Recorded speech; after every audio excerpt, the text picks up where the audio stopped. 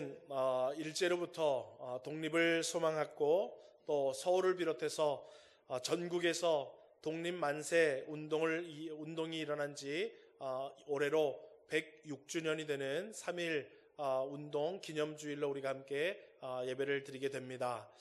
제가 이 3.1 운동 또 여러 가지 교회의 사명들 좀 알아보려고 책을 막 가지고 교회에서 있다가 또 저녁 먹으러 갔다가 책을 가지고 집에서 막 펼쳐서 공부하니까 우리 집에 저 말고 세 사람이 다 걱정을 하더라고요. 또 뭘 하려고 저렇게 또 책을 집에까지 가져와서 밤에 저 책을 볼까? 그래서 한마디씩 하더라고요. 그래서 제가 설교 빨리 끝낼 거다. 걱정하지 마라. 내가 대본대로 하지 않냐? 그러니까 우리 아이미가 뼈 있는 말을 또 한마디 던졌어요. 대본을 짧게 준비해라. 대본대로 하되 대본을 짧게 해야 빨리 끝날 거 아니냐. 그래서 제가 그런가 싶었는데 오늘 아무튼 저도 뭐 역사에 해박한 사람은 아니지만 우리 3.1절 기념주의를 맞이해서 함께 우리가 은혜 받기를 원하고 또 우리나라 시국이 어렵지 않습니까? 그 가운데 또 우리가 어떤 교회의 사명을 가지고야 본분으로 그 사명을 감당해야 되는가 또 우리가 함께 말씀을 통해서 살펴보고 저와 여러분이 은혜 받는 시간 되기를 소망합니다.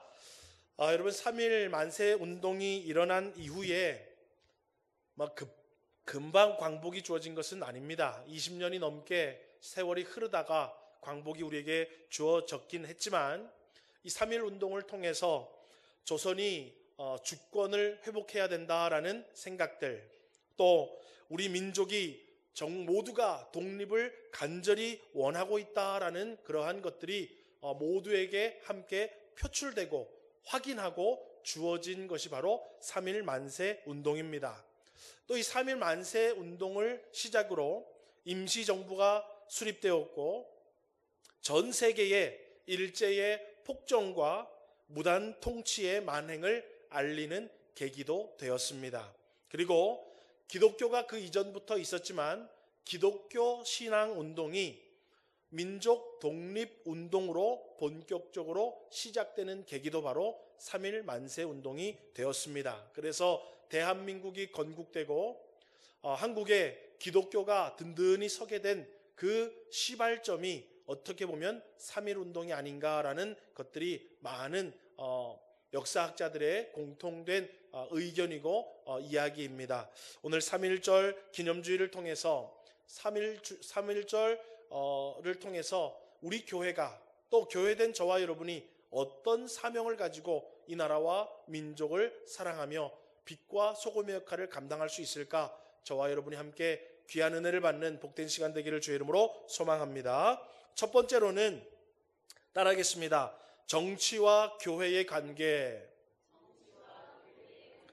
여러분 대부분의 기독교인들이 정치와 교회의 관계를 말하라 라고 얘기하면 많은 사람들이 정교 분리라는 단어를 먼저 생각합니다.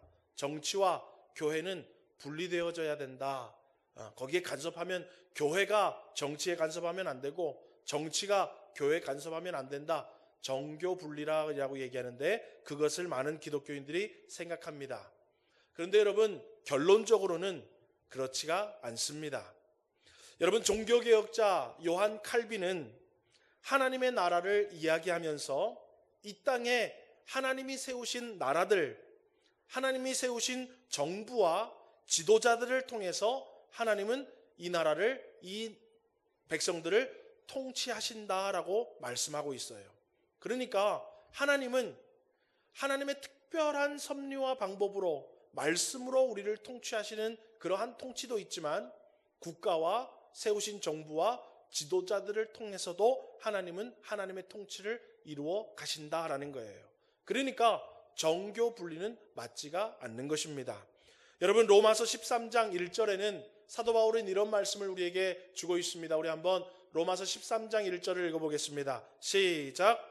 권세는 하나님으로부터 나지 않음이 없나니 모든 권세는 다 하나님께서 정하신 바라. 여러분 이 세상의 모든 권세, 대통령도 국회의원도 시장도 시의원도 교회는 목사도 장로도 모든 여러분 주어진 권세는 다 누구로부터 나온 것이냐면 하나님으로부터 나온 거라라는 거예요.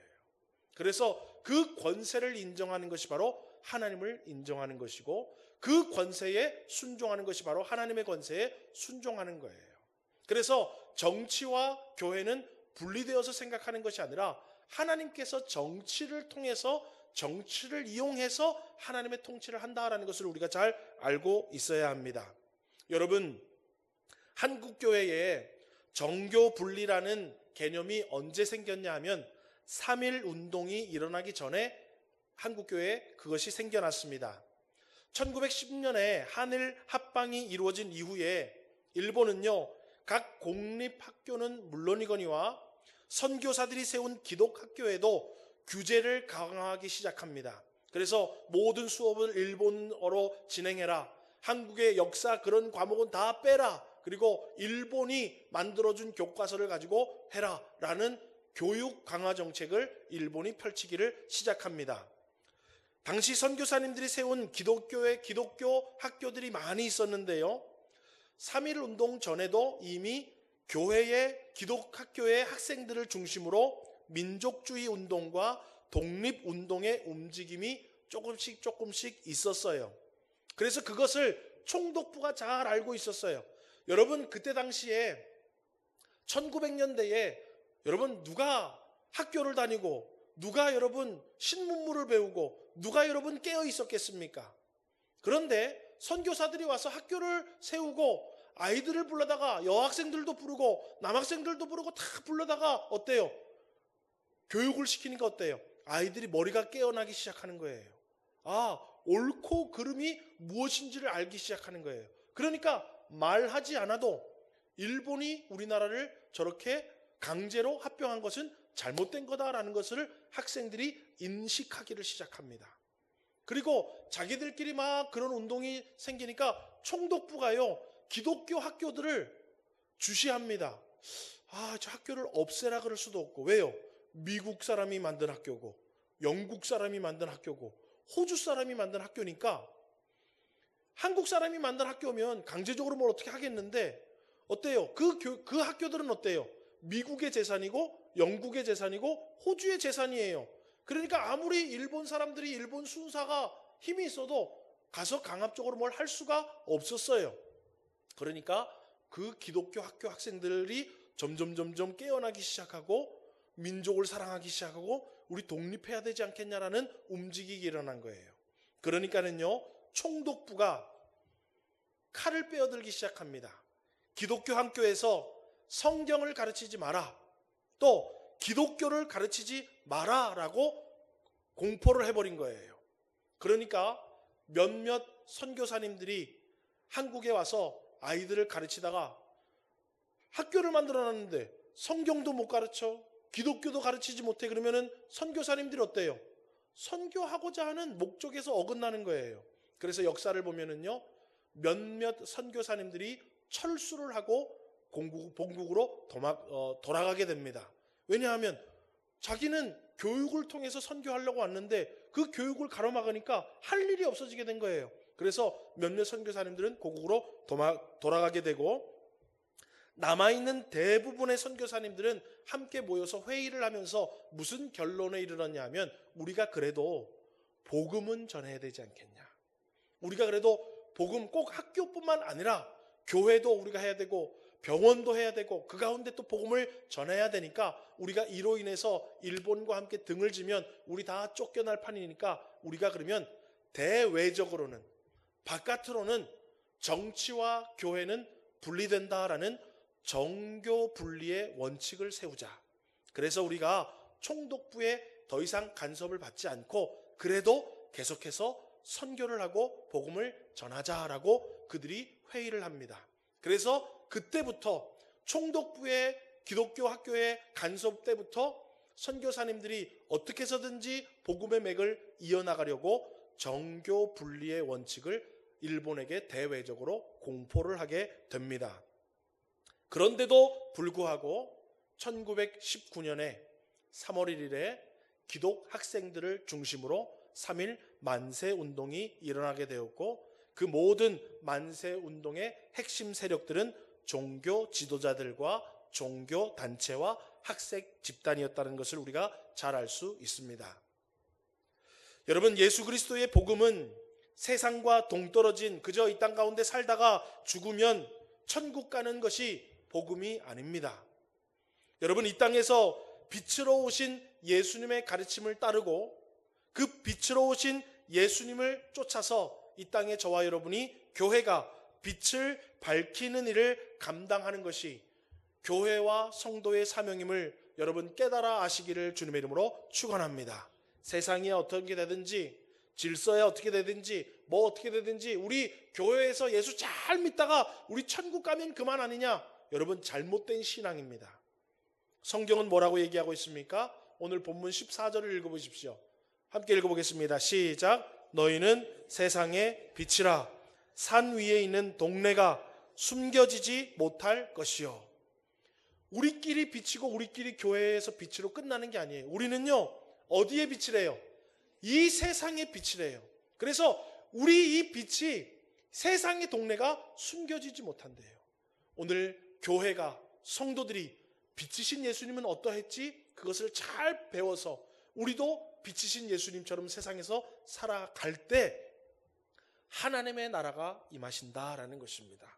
그러므로 교회와 성도들은 국가의 정치뿐만 아니라 경제, 국방, 외교, 문화, 예술과 같은 모든 면에서 하나님 빛이신 예수님의 뜻이 이루어지게 하옵소서라고 기도하는 교회와 성도들이 되어야 될 줄 믿으시기를 주의 이름으로 축원합니다. 여러분, 꼭 정치만 그런 게 아니에요. 사회, 국방, 외교, 문화, 예술 모든 면에 빛이신 예수님의 뜻이 일어나게 해주시고, 특별히 오늘 성도들은 기도만 할 것이 아니라 빛을 나타내는데 힘을 쓰고 애를 쓰는 사명이 우리에게 있음을 기억하시기를 주님의 이름으로 축원합니다. 그래서 여러분, 교회와 정치의 관계는 무엇입니까? 정교 분리가 아니라 교회가 세상에 빛을 발해야 된다라는 거예요. 여러분, 그러면 두 번째로 오늘 이 3.1 운동과 교회 사명에 어떤 것을 우리는 또 볼 수 있는가? 따라해 보겠습니다. 이념이 아닌 옳고 그름의 판단. 여러분, 한국교회 성도들이요, 많이 정치를 위해서 기도할 때 단골로 나오는 표현이 뭐냐 하면, 주여, 정치하는 사람들이 당리당략을 쫓지 말고 국민을 생각하는 정치를 해달라라고 우리가 많이 기도를 합니다. 왜 그렇습니까? 우리가 보기에도 어때요? 우리나라 정치하는 사람들이 이념에 따라서 당리당략을 쫓는 정치를 하고 있는 것을 우리가 잘 알기 때문에 그런 기도를 하고 있는 것입니다. 여러분, 다른 나라는 잘 모르겠지만 우리나라는요, 이념에 따라서 대립하고 극심하게 나뉘어져 있는 상황입니다. 그것을 우리끼리 뭐라고 부르고 뭐라고 표현하냐 하면 그 이념을 쫓아서 어떤 사람은 보수라고 표현하고 어떤 사람은 진보라고도 표현합니다. 어떤 사람은 그 이념을 가지고 우파라고 표현을 하고 어떤 사람은 좌파라고 표현을 하기도 합니다. 그런데 여러분, 빛이신 예수님을 따르고 빛의 사명이 주어진 교회와 성도는 보수도 아니고 진보도 아니고 우파도 아니고 좌파도 아니고 이념을 쫓는 것이 아니라 무엇을 따라야 되냐면 옳고 그름을 판단하여서 옳고 그름을 따라야 하는 줄 깨달아 아시기를 주님의 이름으로 축원합니다. 여러분, 우리는요, 물론 우리 여러분 자유롭게 정치하는 것이 민주주의예요. 여러분, 소위 말하는 보수층에 내가 있을 수도 있고 나는 진보 측에 있을 수도 있어요. 그거는 자유예요. 그런데 여러분, 그것보다 더 중요한 것은 예수 믿는 사람은 무엇이 옳고 무엇이 그른가를 분별할 줄 알아야 돼요. 그래서 옳은 곳에 서 있을 줄 알고 옳은 사람의 손을 들어줄 줄 알고 옳은 사람들의 모임에 나도 설 줄을 알아야 돼요. 이해가 되십니까? 그냥 나는 여기가 좋아, 그래서 묻지도 따지지 않고 여기 서 있든지, 아니야, 나는 여기가 좋아, 그래서 나는 묻지도 따지지 않고 여기만 서 있든지, 그것은 여러분 조금 우매한 거예요. 우리는 빛 되신 예수님의 그 진리를 잘 쫓아서 무엇이 옳은가, 무엇이 그른가를 분별할 줄 알아야 됩니다. 여러분, 1910년에 일본이 강제적으로 한국을 합병시켰을 때 일본의 기독교 지도자들은요, 한국의 식민화를 적극 지지하고 찬성했습니다. 한일합방 조약이 체결되면서 일본 교계의 저명한 지도자 우에무라 마사하시라는 사람이 있었는데, 그 사람은 일본의 복음신보에 일본의 한국 합병이 거룩한 하나님의 뜻이다라고 논평을 쓰기도 했습니다. 왜 그렇습니까? 이념에 사로잡혀 있으면 그렇게 되는 거예요. 일본이 한국을 강제적으로 합병한 것이 하나님의 뜻이다. 옳고 그름이 아니라 뭐예요? 정치의 이념에 되어 있기 때문에 기독교 지도자도 그런 논평을 신문에 쓰더라는 거예요. 또 여러분, 일본의 조합교회라는 교단이 있었습니다. 우리나라 장로교, 감리교, 침례교, 성결교 이렇게 교단이 있듯이 일본에는 조합교회라는 교단이 있었는데, 이 조합교회는요, 정부에 고용이 되어서 어용을 하는 목적으로 한국에 선교를 착수하기 시작합니다. 한일 합방이 일어난 이후에. 그래서 여러분, 역사를 보면은요, 1918년도 말 만세운동이 일어나기 바로 그 전해까지 1918년에는요 일본 조합교회가 149교회가 한국에 세워지게 되었고 86명의 교역자가 세워졌고 13,631명의 교인이 세워지는 그러한 한국의 신민화 작업을 누가 앞장서서 했냐면 일본 조합교회가 앞장서서 했습니다. 그 교회의 목적은 무엇입니까? 그 교회로 다 불러서 뭐예요? 신민화, 일본 황제를 신격화시키는 일에 열심을 내고 있었던 교회가 이렇게 많았고, 거기에 부역하는 교역자들이 그렇게 많았고, 성도들이 그렇게 많았다라는 거예요. 여러분, 물론 그 당시에 전교 분리 원칙을 대외적으로 삼았던 우리가 알고 있는 많은 영국, 미국, 호주 선교사들도 은연중에 뭐라고 자기들이 선교 보고를 썼냐 하면 일본이 한국을 통치하는 것이 긍정적이다라고 선교 보고를 한 것들이 많이 자료로 남아 있습니다. 왜?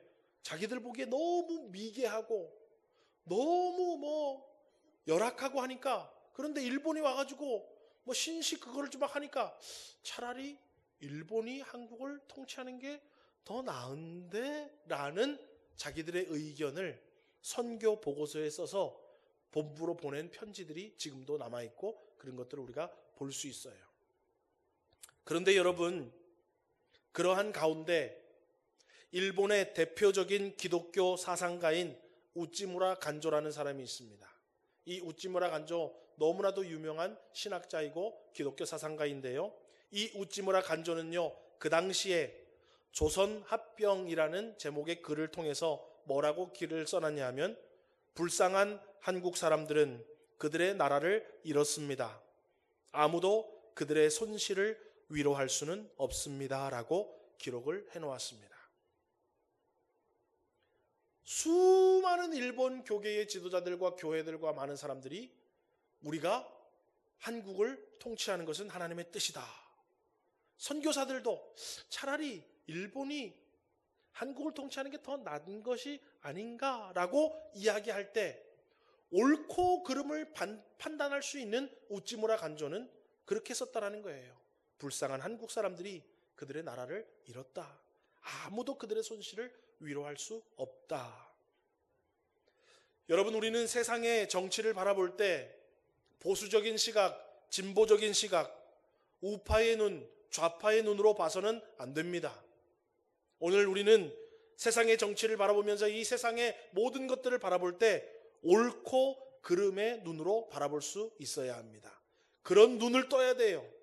여러분, 우리가 목사님들이 성경 말씀하면서 영안을 떠라, 영안을 떠라 얘기하죠. 여러분, 영안도 떠야 되지만 옳고 그름을 분별할 수 있는 눈도 떠야 돼요. 무작정 보수, 무작정 진보, 무작정 우파, 무작정 좌파는 너무나도 위험합니다. 여러분, 하나님이 주신 권세를 가진 자들은 옳은 일을 하고 있는지 그른 일을 하고 있는지 우리는 잘 볼 수 있어야 돼요. 예레미야 22장 2절에서 3절을 보십시오. 우리 한번 읽어볼까요? 시작. 이르기를 다윗의 왕위에 앉은 유다 왕이여, 너와 내 신하와 이문들로 들어오는 내 백성은 여호와의 말씀을 들을지니라. 너희가 정의와 공의를 행하여 탈취당하는 자를 압박하는 자의 손에서 건지고 이방인과 고아와 과부를 압제하거나 학대하지 말며 이곳에서 무죄한 피를 흘리지 말라. 하나님이 권세 가진 자들, 왕들에게 지금 하는 말이에요. 너희들은 뭐 하라는 거예요? 정의와 공의를 행하라라는 거예요. 이념에 사로잡혀서 보수는 보수 좋은 대로, 진보는 진보 좋은 대로 그렇게 하는 것이 하나님의 뜻이 아니에요. 그거 하라고 하나님이 권세를 주신 게 아니라는 거예요. 하나님이 권세를 주신 것은 뭐냐 하면 공의와 정의를 행하라고. 우리나라 예를 들면 또 여러분들 오해할 수 있으니까, 여러분 미국의 트럼프 대통령, 저는 미국의 트럼프 대통령 두 가지를 여러분들에게 말씀드리겠습니다. 트럼프 대통령이 잘하는 한 가지는 뭐냐 하면 성별의 구별을 확실히 선포했다라는 거예요. 미국에는 이제 남자와 여자 성 두 개밖에 없습니다라고 공포를 했어요. 여러분, 그 이전에 바이든 대통령은 어때요? 남자도 오케이, 여자도 오케이. 내가 남자지만 나 스스로가 여자라 그러면 그래, 그럼 넌 여자. 나는 여잔데 난 그래도 남자 할래 그러면 오케이, 넌 남자. 그래서 여러분 지난 올림픽에 어때요? 복싱 하는데 여자 권투 하는데 누가 나왔어요? 남자가 성전환 수술해가지고 여자 권투에 나가지고 금메달 땄잖아요. 그죠? 그런 세상이었다고요, 미국이요. 그런데 트럼프 대통령이 나와서 뭐예요? 이제부터, 오늘 이 시간부터 미국에는 남자와 여자밖에 없다. 공포를 했어요. 잘한 거죠? 그죠? 자, 그런데 트럼프 대통령 또 잘못하는 게 또 하나가 있어요. 여러분 오늘 성경에 보십시오. 탈취당하는 자를 압박하는 자의 손에서 건지고 이방인과 고아와 과부를 압제하거나 학대하지 말고 무죄한 피를 흘리지 말라.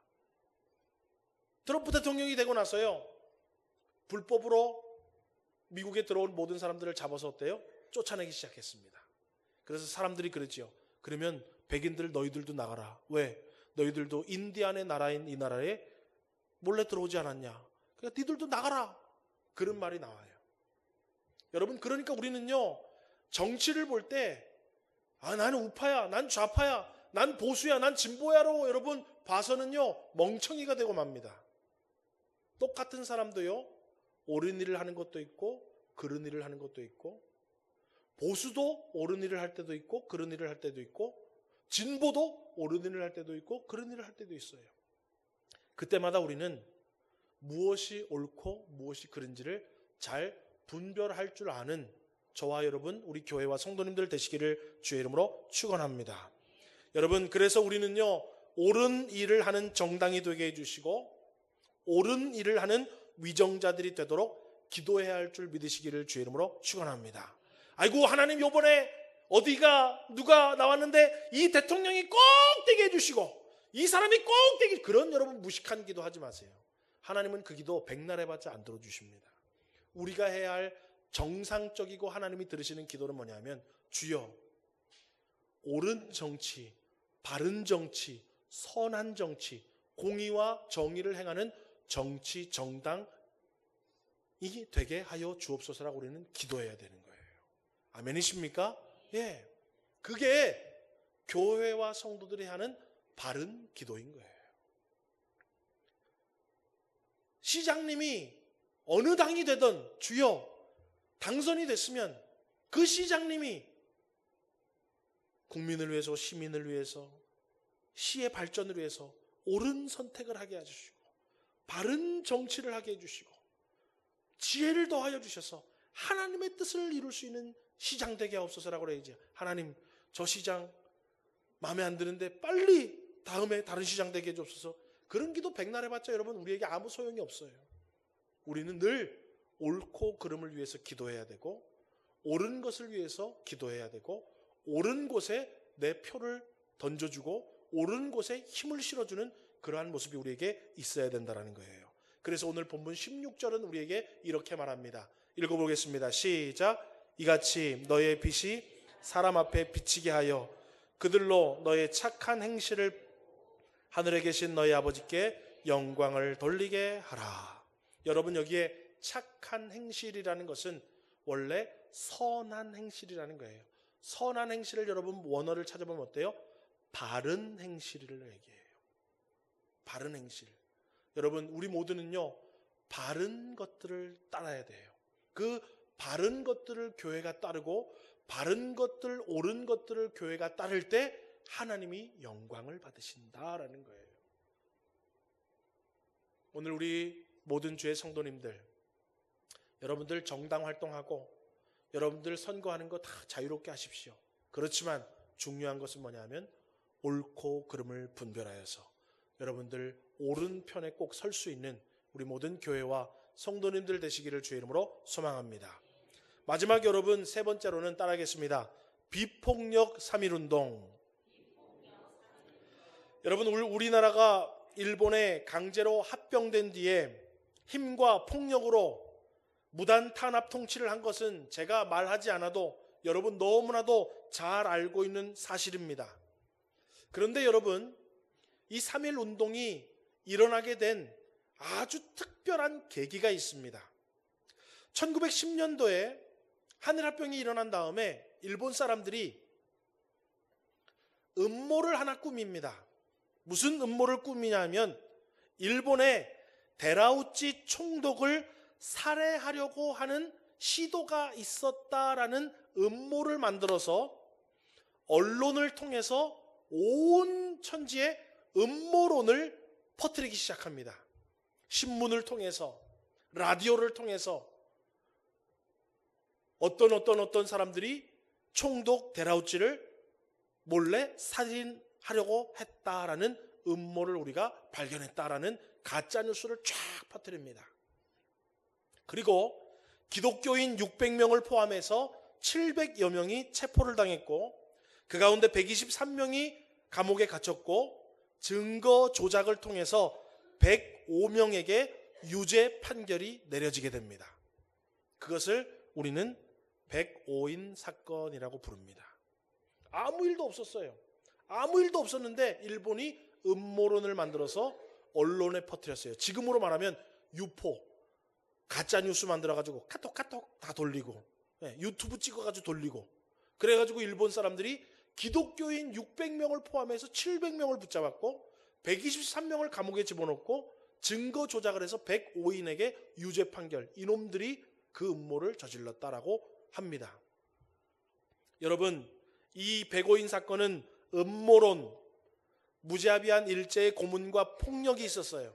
그래서 105인이 다 자기들이 했다라고 고백한 다음에 광장에서 보란듯이 어떻게 음모를 이렇게 한 사람들은 독립을 위해서 힘을 쓰는 사람들은 이렇게 사형을 시킬 거달라고 하려고 일본 사람들이요 105인을 가지고 법원에서 판결을 안 하고 광장에서 판결을 했어요. 그런데 여러분, 역사를 읽어보면은요 그 105인 모두가요 그 자리에서 뭐라고 그러냐면은 우리는 고문에 이기지 못해서 내가 그랬다고 자백한 것이다 라고 다 거기서 그냥 얘기해 버립니다. 그러니까는요 거기 구경 왔던 한국 사람들이요 다 깜짝 놀라는 거예요. 어떻게 했길래, 도대체 고문을 어떻게 했길래 저 100명이 넘는 사람들이 다 내가 했다고 그렇게 자백을 한 것인가. 그래서요 일파만파 그 모든 사건의 조작이 쫙 퍼지게 됩니다. 그리고 무엇이 일어났냐면 3.1 만세 운동이 일어나게 된 거예요.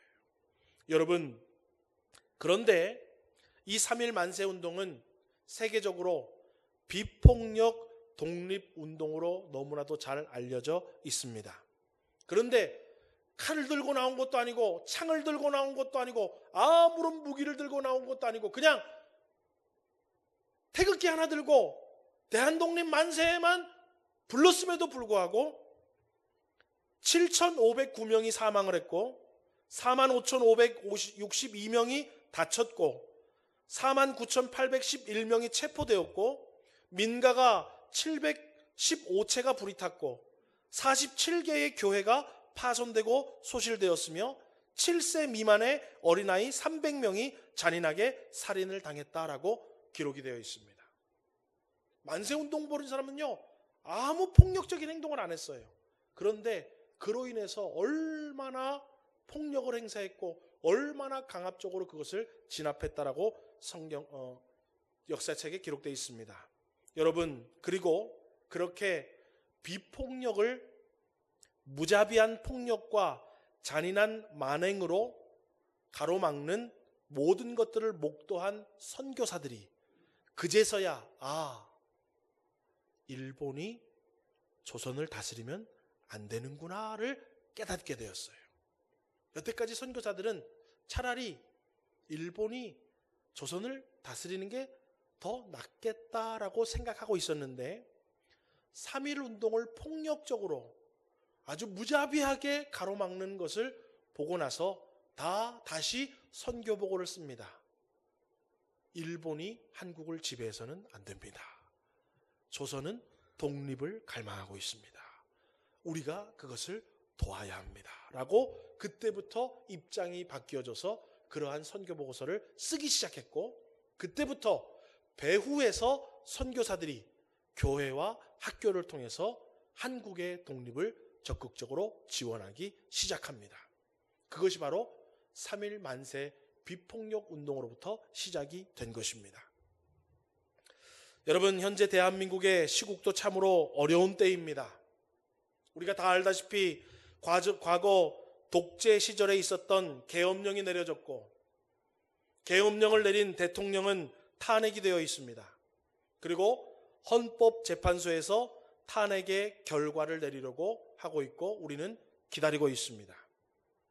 그런데 그 사이에 계엄령과 탄핵 이후에 이념에 사로잡힌 일부 교회와 지도자들과 세력들이 불법으로 법원을 점거하고 폭동을 일으켰습니다. 지금도 온갖 폭언과 소요를 일삼고 있고 유튜브와 여러 가지 매체를 통해서 거짓 뉴스를 퍼뜨리고 폭력을 정당화하고 욕설을 정당화하고 자신들의 이익을 쫓아 사람들을 선동하고 있는 시대입니다. 여러분, 예수 그리스도의 몸된 교회와 그 지체인 성도들은 폭력과 불법이 아닌 비폭력과 질서를 지킬 수 있어야 됨을 믿으시면 아멘 하시기 바랍니다. 그 어떤 것도 여러분, 폭력과 폭언과 불법은 정당화될 수 없는 것입니다. 마태복음 5장 22절에 예수님은 이렇게 말씀하셨습니다. 22절을 우리 한번 읽어보겠습니다. 시작. 나는 너희에게 이르노니 형제에게 노하는 자마다 심판을 받게 되고 형제를 대하여 라가라 하는 자는 공회에 잡혀가게 되고 미련한 놈이라 하는 자는 지옥불에 들어가게 되리라. 여러분, 하나님의 말씀 믿으십니까? 여러분, 하나님의 말씀 다 믿으십니까? 그러면 마태복음 5장 22절도 하나님의 말씀인 줄 믿으십니까? 형제에게 노하면 심판을 받습니다. 형제에게 라가라는 말은 지금으로 말하면 예이 개새끼야. 잘하지요? 그렇게 말하는 사람은 공회에 잡혀가게 된다는 거예요. 심판을 받으러. 미련한 놈이라고 하는 사람은 어디에 들어간대요? 지옥불에 들어간대요. 여러분, 이념에 사로잡혀서 폭력을 행하고 질서를 회방하고 상대방을 향해서 욕을 하고 욕설을 하고 폭언을 하는 것들은 성도의 모습이 아니라는 거예요. 예수 믿는 자의 모습이 아니라는 거예요. 그런데 요즘 시대를 보면 어떻습니까? 그래도 되는 것처럼 막 해요. 소위 목사도 아니지만 목사라는 타이틀을 달고 그런 것들을 막 부추기는 가짜 목사들이 얼마나 많은지 몰라요. 마태복음 5장 39절에서 40절 우리 한번 읽어보겠습니다. 한번 읽을까요? 시작. 누구든지 내 오른편 뺨을 치거든 왼편도 돌려대며 또 너를 고발하여 속옷을 가지고자 하는 자에게 겉옷까지도 가지게 하며. 이게 교회와 성도의 모습이라는 거예요. 여러분, 예전에 제가 한번 말씀드렸어요. 오른뺨, 여러분 뺨 치면은 상대방은 무슨 뺨 맞아요? 오른뺨 맞아요? 왼뺨 맞아요? 자, 때려보세요. 이렇게 때리면 여기 맞죠? 자, 여기 어디예요? 오른편이에요? 왼편이에요? 왼편이죠. 근데 성경에는 어디 뺨이래요? 오른편 뺨이래요. 이 여러분, 오른뺨은 뭐냐 하면 우리 그냥 뺨 때릴 때는 이렇게 때리지만 상대방을 아주 무시하고 깔볼 때는 유대인들은 손등으로 뺨을 탁 때립니다. 예. 예이 탁 이렇게. 그러면 어디 맞아요? 오른편 맞는 거예요. 그렇게 무시를 당하고 상대방이 나를 깔보는 오른뺨을 때려도 뭐예요? 왼뺨을 돌려대라는 거예요. 그게 그리스도의 정신이요 빛 대신 교회의 뜻이라는 거예요. 아멘이십니까? 예. 머리에 빨간 거 메고 죽창 들고 죽여라! 뭐 나는 이거다! 나는 저거다! 이렇게 해라! 저렇게 해라! 그거는 그리스도인이 할 일이 아니라는 거예요. 이해가 되시죠? 예. 그러고 싶으신 분 몇 분 계실지 몰라요. 여기 막 나가가지고 막 하고 싶어.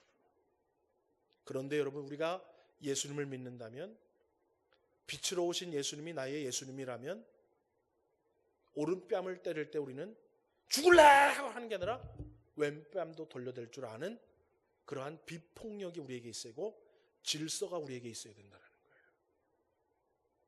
여러분, 우리 지금 헌법재판소의 결과를 기다리고 있습니다. 많은 사람들은 법원을 해체해야 되니, 판사를 뭐 죽여야 되니 별의별 난동이 일어나고 있어요. 그런데 여러분, 탄핵된 대통령도 하나님이 세우셨고 탄핵을 가결한 국회도 하나님이 세우신 것이고 헌법을 재판하는 재판관도 하나님이 세우셨어요. 대통령만 하나님이 세운 게 아니에요. 국회의원들만 하나님이 세운 게 아니에요. 모든 지도자는 다 하나님이 세우신 것이고 하나님은 그 질서에 맞게 모든 것들을 해결해 나가십니다. 그런데 내 마음에 맞는 권세자는 하나님이 세우셨고 내 마음에 들지 않는 권세자는 하나님이 안 세우셨다는 것은 뭐예요? 스스로가 모순에 빠지는 거예요. 여러분, 마음에 들지 않아도 그 대통령은 하나님이 세우신 거예요. 국회의원들이 내가 마음에 들지 않아도 그 국회의원들도 하나님이 세우신 거예요. 헌법재판소에 있는 법관들도 하나님이 세우신 거예요. 그리고 하나님은 하나님이 세우신 모든 사람들을 질서와 법 가운데 모든 것들을 해결해 나가십니다. 아멘이십니까? 그러니까 우리는 그 어떤 것도 부정할 필요가 없어요. 우리는 어때요? 주여, 법과 질서 가운데 하나님의 뜻이 일어나게 하옵소서라고 우리는 기도해야 돼요. 여러분, 성경에 하나님이 재판관들을 왜 세우셨는지 로마서 13장 4절에 이렇게 기록하고 있습니다. 읽어보겠습니다. 시작. 그는 하나님의 사역자가 되어 내게 선을 베푸는 자니라. 그러나 내가 악을 행하거든 두려워하라. 그가 공연히 칼을 가지지 아니하였으니 곧 하나님의 사역자가 되어 악을 행하는 자에게 진노하심을 따라 보응하는 자니라. 하나님이 세우신 권세자들을 쭉 얘기하면서 재판관도 내가 세웠다. 그런데 그 재판관은 뭐예요? 하나님의 사역자래요. 하나님이 하실 일을 그가 한대요. 뭘 가지고? 칼을 가지고. 공연히 칼을 가진 게 아니래요. 왜요? 잘하면 괜찮지만 못하면 어때요? 하나님이 공의 가운데 하나님의 사역자를 통해서 심판하신다라는 거예요. 그러니까 여러분, 괜히 여러분 뭐 카톡 읽고 유튜브 보고 해가지고 아이고 헌법재판관이 뭐 탄핵을 인용하면 어떡하지? 기각하면 어떡하지? 걱정하지 마세요. 여러분, 하나님이 알아서 하십니다. 아멘이십니까? 괜히 거기 가가지고 뭐 버스를 타고 서울을 가야 되나? 아유, 카톡 안 알리면 지랄나겠네. 막 사람들한테 카톡 알리고 있고. 여러분, 그럼 쓸데없는 짓을 하지 마십시오.